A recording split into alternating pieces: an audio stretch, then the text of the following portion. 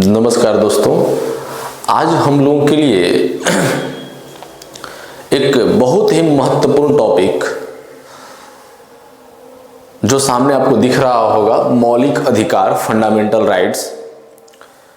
इतना महत्वपूर्ण टॉपिक है। सिर्फ यह जो टॉपिक पढ़ाई से ही संबंधित नहीं है कि हम इस टॉपिक को पढ़ करके किसी एग्जाम को क्वालिफाई कर जाएंगे, सिर्फ इसलिए नहीं है। एग्जाम में तो लगभग पूछा ही जाता है, चाहे सबसे निचले स्तर की अगर बात ग्रुप डी से भी अगर शुरू किया जाए तो आईएएस लेवल तक के जो भी एग्जाम होते हैं सब में पूछे जाते हैं, जो भी जनरल एग्जाम होते हैं। और इसके अलावा सबसे बेहतरीन बात यह है कि इस चैप्टर को हमारे हिसाब से यदि पूछिए कि भारत के प्रत्येक नागरिक को पढ़ना चाहिए।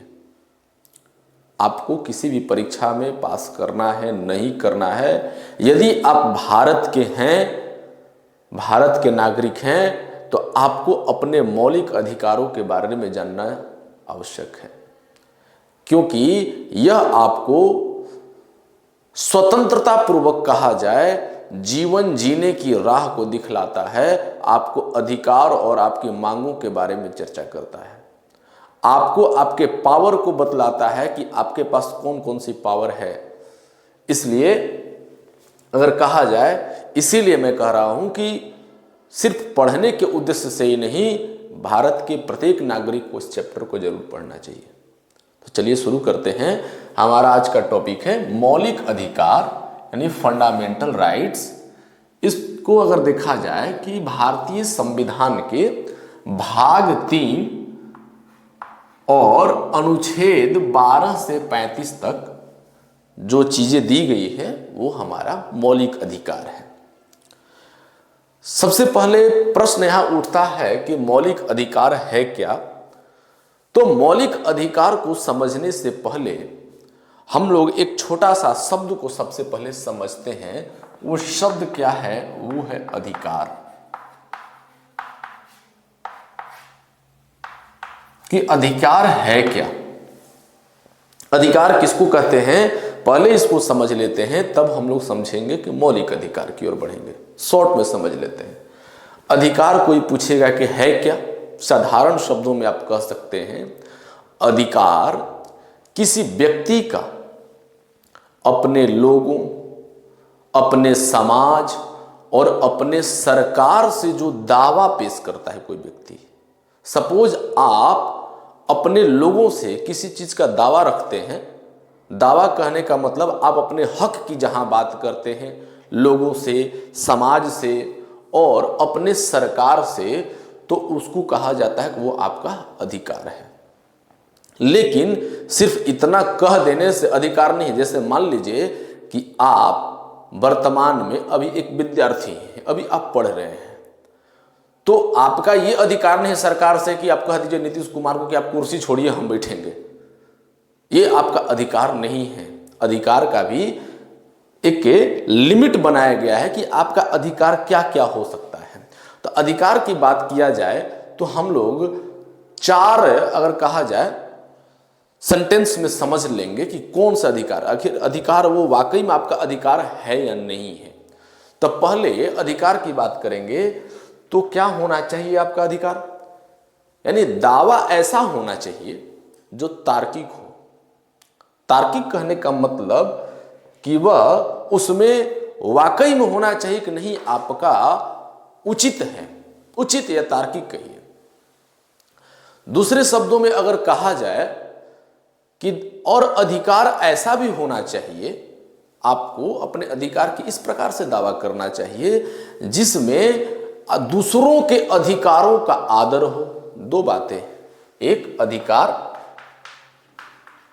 तार्किक होना चाहिए, दूसरों के अधिकारों का आदर। ऐसा नहीं कि आप अपने अधिकारों की बात करने के चक्कर में दूसरे के अधिकारों को आप समाप्त कर रहे हैं, ये भी नहीं होनी चाहिए। और ये भी कहा जाए समाज की, जैसे हम लोग बात किए कि पूरे समाज की भी उस पर स्वीकृति मिलनी चाहिए। ऐसा नहीं, समाज कहने का मतलब बहुमत। जैसे आप अपने आसपास रहते हैं तो स्वाभाविक है कि आपके भी कई दुश्मन होंगे, लेकिन समाज में पूछिए कि सबसे ज्यादा वोटिंग किस पर गिर रहा है। यानी समाज आपको कह क्या रहा है आपके अधिकारों के बारे में कि आपका अधिकार, जैसे मान लीजिए आप रोड पर घर बनाना शुरू कर दीजिए, समाज कभी एक्सेप्ट नहीं करेगा इस चीज को। आपका अगर जमीन है, आप बना रहे हैं, तो समाज कहेगा हाँ आपका जमीन है। कुछ लोग जिनको उससे प्रॉब्लम होगी वो तो कहेंगे कि नहीं आप नहीं बनाइए। ऐसा भी नहीं कि छोड़ देना है, बहुमत देखिए, न्याय व्यवस्था हो उसके लिए, न्याय करने के लिए। तो खैर विशेष आगे नहीं जाएंगे। तार्किक होना चाहिए, दूसरों के अधिकारों का आदर भी होना चाहिए, और उसके साथ साथ समाज से उसकी स्वीकृति भी मिल जानी चाहिए, और अदालतों के द्वारा मान्यता मिली होनी चाहिए। ऐसा नहीं कि आप ऐसे अधिकार की बात कर रहे हैं जो अदालत उसको कहे कि नहीं ये उसको खारिज कर दे। यानी 4 बातों का ध्यान अगर जिसमें रखा जाए, और चारों बातों का ध्यान रख करके यदि आप कोई अपना अधिकार की बात करते हैं तो उसको अधिकार कहा जाता है। अगर इन चारों में से कोई अधिकार, कोई 4 बात नहीं है तो वो तो अधिकार के श्रेणी में नहीं आएगा। तो चलिए अब हम लोग अब बात करते हैं, ये अधिकार था कि मौलिक अधिकार क्या है। अब हमारा टॉपिक बनता है कि मौलिक अधिकार क्या है। तो मौलिक अधिकार को समझने के लिए हम लोग कह सकते हैं कि मौलिक अधिकार देश के संविधान द्वारा, हम लोग के भारत के संविधान, देश के संविधान द्वारा लागू किया जाता है, एवं इसे संविधान द्वारा ही सुरक्षित भी किया जाता है। मतलब कि देश आपको इन अधिकारों को लागू करेगा, संविधान द्वारा लागू करेगा, और संविधान द्वारा इसको सुरक्षित भी रखा जाएगा। मौलिक अधिकार की बात किया जाए तो हम लोग कह सकते हैं, अगर कहा जाए कि यह अधिकार एक व्यक्ति को हर क्षेत्र में विकास करने का अवसर प्रदान करता है। हर क्षेत्र कहने का मतलब आर्थिक, सामाजिक, राजनीतिक, सांस्कृतिक, अगर कहा जाए प्रत्येक क्षेत्र में विकास करने का अवसर प्रदान करता है। इसके साथ साथ यह अधिकार जो है देश के नागरिक की बात किया जाए, देश के नागरिकों के व्यक्तित्व को पूर्ण विकास हेतु बेहतर आवश्यक माने जाते हैं। ये जो मौलिक अधिकार होते हैं, मौलिक अधिकार वह मूल अधिकार होता है जो किसी भी देश के संविधान द्वारा नागरिकों को प्रदान किया जाता है। मतलब यह है जो मौलिक अधिकार जो है वो देता कौन है? संविधान के द्वारा, किसी देश के संविधान के द्वारा वहां के नागरिकों को प्रदान किया जाता है। अब बात करते हैं कि मौलिक अधिकार के बारे में। अब थोड़ा सा एक और विशेष बात समझ लेते हैं कि मौलिक अधिकार का जो संबंध होता है न्याय पद्धति से होता है। न्याय पद्धति कहने का मतलब जिसके माध्यम से प्रत्येक व्यक्ति को समान रूप से अधिकार प्राप्त होते हैं। अगर आपको जो हक प्राप्त है, आप भारत के नागरिक हैं, आपको जितना अधिकार प्राप्त है वो एक बहुत बड़े स्तर, उच्च पद पर बैठा हुआ भी जो अधिकारी हैं, राजनेता हैं, उनको भी वो अधिकार प्राप्त है, समान रूप से अधिकार प्राप्त है। मौलिक अधिकारों को देश के संविधान में एक विशेष दर्जा प्राप्त है, जिसमें संशोधन की प्रक्रिया के अलावा अन्य कोई भी बदलाव नहीं किया जा सकता। मतलब पूर्णतः उसको नष्ट नहीं किया जा सकता है, उसमें संशोधन किया जा सकता है। एक बार संशोधन भी हुआ है, आगे आपको बताएंगे हम इसमें। अब बात करते हैं कि मौलिक अधिकारों के महत्व क्या क्या है। मौलिक अधिकार तो देश के द्वारा मिल गया। इन मौलिक अधिकार के महत्व क्या है, तो इसकी अगर हम लोग बात करना चाहें तो कह सकते हैं यह व्यक्ति को मुख्य रूप से सुरक्षा प्रदान करता है। उसके साथ साथ भारतीय संविधान में मौलिक अधिकार को विशेष महत्व दिया गया है। मौलिक अधिकार देश के नागरिकों के जीवन यापन हेतु बेहद अनिवार्य विषय हैं। अगर कहा जाए तो इसे देश में लोकतंत्र की स्थापना करने के उद्देश्य से संविधान में शामिल किया गया। संविधान में यही तो हमारे भारतीय संविधान की खासियत है कि निचले से निचले स्तर का व्यक्ति, चाहे वो आर्थिक, सामाजिक, सांस्कृतिक किसी भी क्षेत्र में वो पिछड़ा हो क्यों ना हो, उसको भी मौलिक अधिकार प्राप्त है। जो अधिकार उसको प्राप्त है, उच्च सर्वोच्च पद पर बैठा हुआ भी व्यक्ति, उसको भी मौलिक अधिकार प्राप्त है। भारत की बात करें कि भारत एक ऐसा लोकतांत्रिक देश है जहां मुख्य रूप से शासन प्रणाली को अपनाया गया है। लोकतांत्रिक शासन प्रणाली को देश के नागरिकों के विकास हेतु संविधान में मौलिक अधिकारों की एक विशेष भूमिका होती है। अगर हम लोग बात करें कि मौलिक अधिकार देश के नागरिकों के मानसिक नैतिक विकास के लिए भी बेहद आवश्यक माने जाते हैं, यह भी इसका महत्व है। और अगला कहें तो कह सकते हैं कि मौलिक अधिकार भारतीय लोकतंत्र व्यवस्था का एक विशेष अंग माना जाता है, जिसके द्वारा देश के नागरिकों के अधिकारों की रक्षा होती है। यानी इससे क्या होगा, देश के नागरिकों के अधिकारों की रक्षा होती है। भारतीय संविधान के भाग 3 अनुच्छेद 12 से 35 तक मौलिक अधिकारों का विवरण दिया हुआ है। मौलिक अधिकार की बात किया जाए कि वर्तमान में भारतीय संविधान में, भारत का संविधान 6 मौलिक अधिकार प्रदान करता है अपने जनता को। वो कौन कौन से अधिकार हैं, तो उसको हम लोग समझते हैं कौन कौन से अधिकार हैं। वो हमारे अधिकार हैं, पहला समानता का अधिकार।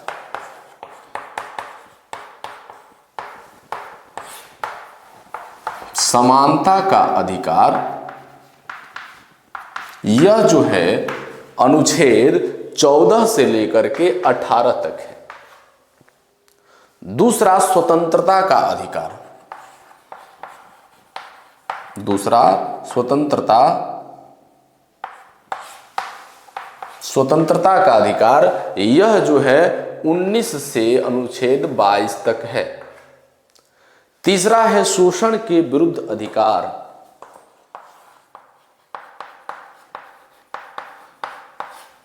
शोषण के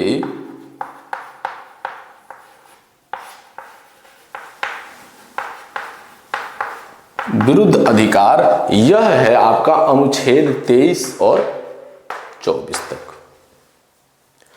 अब बात करते हैं आगे की, तो इसके आगे चौथा है हमारा,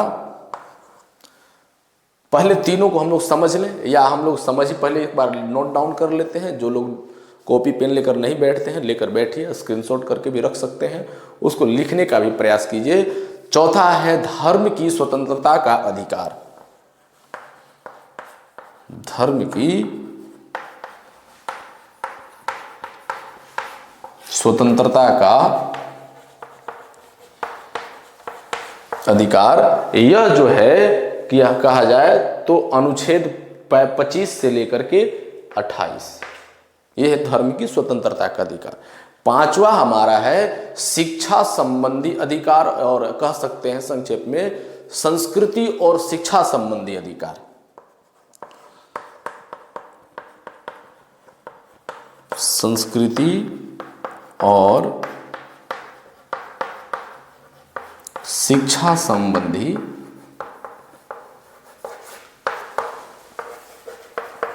अधिकार यह जो है अनुच्छेद 29 और 30 तक, 29 से 30 तक इसमें है। इसमें बीच बीच में भाग भी हैं, ABCD करके 1 2 3 4 के भी जुड़े हुए, उसको भी हम लोग चर्चा करेंगे। 5 हुए। छठा क्या है, संवैधानिक उपचारों का अधिकार।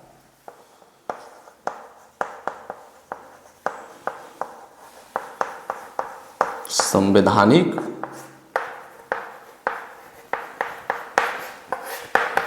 उपचारों का अधिकार यह जो है अनुच्छेद 32 32, यानी जो यह 6 है समानता का अधिकार, स्वतंत्रता का अधिकार, शोषण के विरुद्ध अधिकार, धर्म की स्वतंत्रता का अधिकार, संस्कृति और शिक्षा संबंधी अधिकार और संवैधानिक उपचारों का अधिकार। यानी ये 6 मौलिक अधिकार हमारे भारतीय संविधान द्वारा हम लोगों को प्रदान की गई है। और इसके बारे में अगर हम लोग चर्चा करना चाहें, मूल रूप से कहा जाए, यानी संविधान जब बनकर के तैयार हुआ, जब हम लोग अपनाए इसको, मूलतः संविधान में संपत्ति का अधिकार, यानी उस समय 7 मौलिक अधिकार थे। एक था इसमें कौन? संपत्ति का अधिकार था।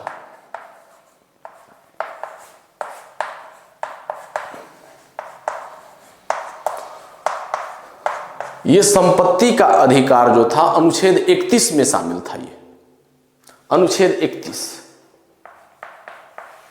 लेकिन अगर इसको कहा जाए कि इसको क्या किया गया कि 44वें संशोधन, कौन सा? 44वें संशोधन 1978 के द्वारा, याद रखेंगे इस चीज को, 44वें संशोधन 1900, यानी संविधान संशोधन कहने का मतलब है कि संविधान का 44वां बार जब संशोधन किया गया, कब? 1978 में। तो इस मौलिक अधिकार यानी संपत्ति का जो अधिकार प्राप्त था, इसको क्या किया गया कि इसको हटा दिया गया वहां से। इसको मौलिक अधिकार की सूची से इसको हटा दिया गया और इसे संविधान के भाग 12 में, किसमें? संविधान के भाग 12 में अनुच्छेद 300A में इसको ला करके जोड़ करके कानूनी अधिकार बना दिया गया है। यानी कि अब ये हमारे मौलिक अधिकार नहीं रहा, ये कौन सा अधिकार रह गया? कानूनी अधिकार रह गया। पूछा जाता है परीक्षा में कि संपत्ति यानी मूल संविधान में कुल कितने मौलिक अधिकार थे? तो 7। कौन था बीच में एक? तो संपत्ति का अधिकार। तो ये कौन से अनुच्छेद में था? तो अनुच्छेद 31 में था। तो किस संशोधन के द्वारा इसे हटाया गया? तो संविधान के 44वें संशोधन 1978 के द्वारा इसको मौलिक अधिकार की श्रेणी से हटा करके कानूनी अधिकार बना दिया गया। ये रहा हमारा यानी मौलिक अधिकार 6। अब प्रत्येक अधिकार को हम लोग बारी बारी से समझते हैं। ये हमारे मौलिक अधिकार जो दिए गए हैं, यानी 6 मौलिक अधिकार को अब हम लोग पूरी तरह से शॉर्ट में पढ़ करके नहीं निकल जाना है, क्योंकि हम लोगों को करना क्या है कि एग्जाम क्वालिफाई करना है। कोई जरूरी नहीं है कि डायरेक्ट ऊपर ऊपर प्रश्न पूछ दे, इसके अंदर से भी प्रश्न पूछेगा कि इसका अर्थ क्या होता है। इसके अंतर्गत देखिए जितने भी अनुच्छेद हैं, प्रत्येक अनुच्छेद को पढ़ेंगे और उसको पढ़ने के बाद तब जा करके हम लोग आगे बढ़ेंगे और इसका विश्लेषण भी हम लोग करेंगे। तो इसका विश्लेषण बाकी 6 जितने हमारे ये मौलिक अधिकार हैं, इन सब का व्याख्या जो है हम अगले वीडियो के माध्यम से समझेंगे। Thank you.